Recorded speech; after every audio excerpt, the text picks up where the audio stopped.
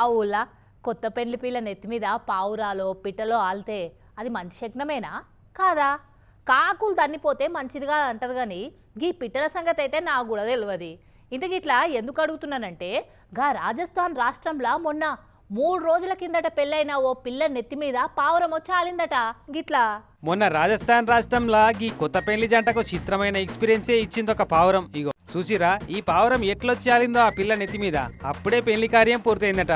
ఇక పెళ్ళైనాక బియ్యాలు పోసుడు ఒప్పగింతలు అసంటి పెళ్లి తర్వాత జరిగే తంతు ఉంటది కదా, అది చురువైంది. పిల్ల తండ్రి తాంబాలంలో ఏదో పట్టుకొచ్చి పిల్లకి అప్పచెప్పుదామని చూస్తుండగానే ఏడంగానో వచ్చి నెత్తి మీద ఆలింది పావురం. ఇక చూసి ఆడున్నోళ్ళంతా నవ్వుకుంటా ఫోటోలు వీడియోలు తీసిరు దబ్బ దబ్బ.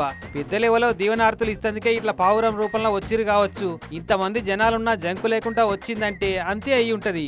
అది కూడా పిల్ల నెత్తి మీద ఆలిందంటే పిల్ల తరపు పెద్దలే అయి ఉంటారు అని సంబరపడ్డరు వచ్చిన చుట్టపోలంతా.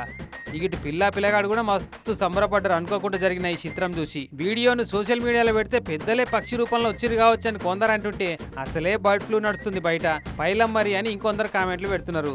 కాలం చేసిన పిల్లల మీద ప్రేమ ఉన్న పెద్దోళ్ళ ఆత్మలు కాకులు పావురాలు పిట్టలసింటి వాటి రూపంలో వచ్చి ఇట్లా దీవనార్తులు ఇస్తాయంటారు.